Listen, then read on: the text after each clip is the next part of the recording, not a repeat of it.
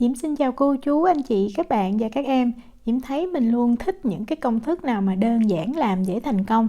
Thì hôm nay Diễm chia sẻ công thức bánh bông lan bơ, một công thức rất là cơ bản.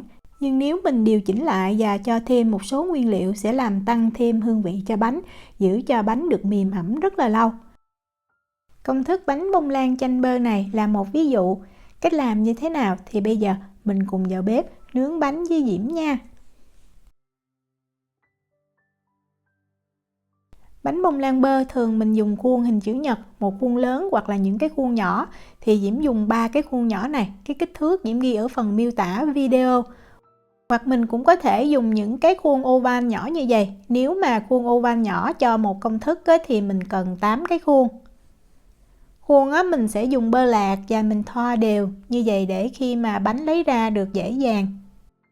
Mình thoa đều bơ ở thành khuôn và đế khuôn luôn. Sau đó mình sẽ dùng giấy nướng bánh đó, mình cắt làm sao cho nó vừa vặn ở dưới cái đế khuôn nè. Mình lót bên dưới như vậy để khi mà mình lấy bánh ra nó được dễ dàng. Lấy một cái tô và một cái rây. Bây giờ mình cân ra 180g bột mì đa dụng. Bột mì đa dụng thì Diễm dùng hiệu của Na Uy. Cái hàm lượng protein của nó là 12,1%. Vì vậy Diễm muốn cho cái bánh xốp hơn đó, Diễm cho thêm 20g tinh bột khoai tây. Hoặc là mình cũng có thể dùng tinh bột bắp, hoặc là nếu mà mình có bột bánh hay bột mì số 8 thì mình dùng 200g. Diễm có thêm ở đây là 20g bột kem trứng hay là còn gọi là bột sư tử. Bột này giúp cho cái bánh nó thơm hơn, đồng thời cái màu bánh nó cũng vàng và nó đẹp. Nếu mà mình không có thì mình bỏ qua. Diễm có thêm 4g bột nổi ha. Bột nổi thì Diễm dùng hiệu này. Nếu mà mình thích cái bánh xốp hơn nữa thì mình dùng 5g. Và Diễm có thêm 2g muối nở. Muối nở giúp cho bánh khi mà mình để nguội nó giữ độ ẩm, nó không có bị khô. Cốt bánh bông lan bơ thường Diễm thấy khi mà mình ăn nóng sẽ ngon, nhưng mà nếu mình để qua ngày nó nguội thì nó sẽ bị khô. Thì công thức này Diễm thấy nó hạn chế được những cái khuyết điểm đó. Bánh xốp nhưng mà không bị quá khô, rất là ngon. Bơ dùng cho công thức này mình cần 200g và bơ lạc không có muối. Mình lấy bơ ra, mình để ở nhiệt độ phòng khoảng 1 tiếng cho bơ nó mềm nha. Tất cả những cái nguyên liệu để làm bánh này mình đều để ở nhiệt độ phòng. Để tạo độ ẩm đồng thời cũng tăng thêm hương vị cho bánh thì Diễm có thêm 100g kem phô mai. Mình có thể dùng kem phô mai, mascarpone hay là mình dùng kem chua đều được ha, sữa chua cũng được luôn. Về đường thì mình cần 200g và mình dùng đường cát nhuyễn nha. Mình cho thêm 2g muối để cho cái bánh được đậm đà. Diễm dùng máy đánh trứng cầm tay nè, mình bật cái tốc độ cao nhất và bây giờ mình đánh cho bơ, đường và kem phô mai nó đều với nhau. Thời gian đánh thì khoảng chừng 2 cho tới 3 phút cho tới khi mình thấy cái hỗn hợp này nó chuyển sang cái màu trắng và vàng thật là nhạt ha, nó bong xốp như vậy. Máy đánh trứng cầm tay của Diễm cái công suất là 350W thì Diễm cứ để số 5 mà Diễm đánh. Sau khi hỗn hợp bơ đường đã bong đạt rồi thì mình cho trứng. Công thức này mình cần 4 cái trứng gà và mình cũng để trứng gà ở nhiệt độ phòng không lạnh nha. Trứng gà này Diễm cân luôn vỏ là 64g một trứng. Để tăng thêm hương vị cho bánh thì Diễm có thêm chanh. Cái này Diễm dùng chanh xanh, mình dùng chanh vàng cũng được, hoặc là mình dùng cam mà cam vàng cũng được luôn nha. Và mình sẽ bào lấy cái phần vỏ xanh thôi. Lưu ý là vỏ xanh để nó không có bị đắng. Phần chanh còn lại thì mình vắt lấy nước và mình cho vào 20g nước cốt chanh hay là 20ml. Cam thì cũng vậy luôn ha. Diễm cho thêm vào đây 1 muỗng cà phê tinh chất vani. Rồi bây giờ mình bật máy đánh trứng lên, mình để cái tốc độ thấp nha. Máy Diễm có 5 số thì bây giờ Diễm để số 2 và mình đánh cho trứng nó đều với lại cái hỗn hợp bơ đường này là được. Thời gian thì khoảng 30 giây, lưu ý là mình không có đánh lâu nha, mình đánh lâu nó dễ bị tách bơ đó.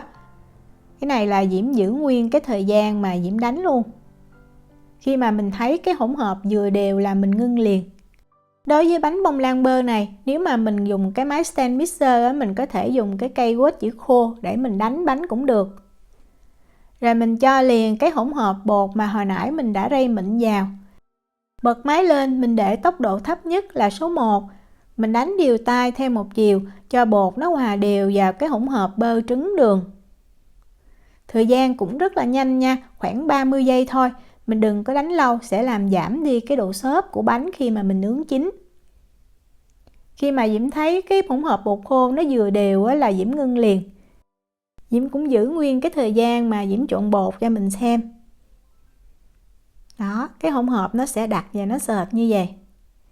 Rồi mình lấy cái cây quết bột đó, mình tém cái phần bột khô ở trên cái thành của cái thau xuống. Mình trộn lại một lần nữa ha, dùng cái phương pháp fold nè. Trộn nhanh thôi nha, chừng 10 cho tới 15 giây à. Đó, cái hỗn hợp đạt thì nó sẽ không quá loãng cũng không quá đặc, nó có một cái độ sệt. Sau khi trộn xong á, thì mình sẽ mình chia bột và mình nướng bánh liền luôn. Nếu mà mình dùng cái khuôn chữ nhật á, mình sẽ chia bột ra làm 3 phần bằng nhau. Còn những cái khuôn khác á, thì mình cứ canh cái lượng bột làm sao cho nó bằng 1/2 hoặc nhiều nhất là 2/3 của khuôn là được. Còn đối với lại cái khuôn mà oval mini á, thì mình sẽ làm được 8 bánh. Mình cũng chia bột ra làm 8 phần bằng nhau. Và lượng bột nó khoảng 2/3 khuôn. Và trong thời gian mình chia bột á, thì mình đi làm nóng cái lò nướng trước nha. Mình làm nóng ở nhiệt độ là 170 độ C, 340 độ F. Khi mà lò nướng nóng đủ rồi á, thì mình mới cho bánh vào trong lò và mình nướng. Tùy cái khuôn ha, khuôn này á, thì Diễm sẽ đặt bánh ở rãnh giữa của lò. Và lò nướng á, khi mà mình bật, mình sẽ bật 2 lửa trên dưới và không có quạt.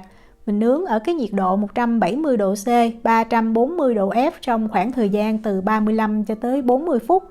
Đối với 3 cái khuôn chủ nhật này á, thì Diễm thấy Diễm nướng 35 phút. Trong khi cái khuôn oval nhỏ thì Diễm thấy mình nướng 30 phút là đủ. Còn nếu mà mình dùng một khuôn lớn á, thì thời gian có thể từ 40 cho tới 45 phút.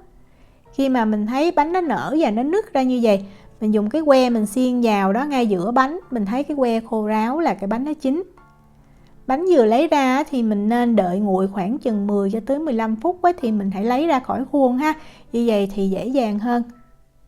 Cái bánh chữ nhật này thì Diễm thấy nó không có bị dính khuôn nhiều như là cái bánh oval. Lấy ra thì mình để trên rắc ha, mình đợi khoảng chừng 20 phút là mình có thể ăn được. Bánh này thì Diễm thấy ăn ngon nhất là lúc cái bánh trong ngày hoặc là nó còn ấm ấm thì nó vừa xốp mềm và rất là thơm. Để Diễm cắt ra cho mình xem. Bánh khuôn chữ nhật này thì Diễm dùng cái lượng bột nổi là 4 gram thì mình thấy bánh xốp ha, cắt thì mình thấy mềm. Trong khi bánh mà Diễm dùng cái khuôn oval nhỏ đó thì Diễm dùng 5 gram bột nổi, tí xíu nữa Diễm quay cho mình xem nó sẽ xốp hơn. Và khi mà mình ăn mình trình bày mình có thể bào thêm tí xíu vỏ chanh lên trên, vừa đẹp mà cũng làm cho cái bánh nó thơm hơn nữa.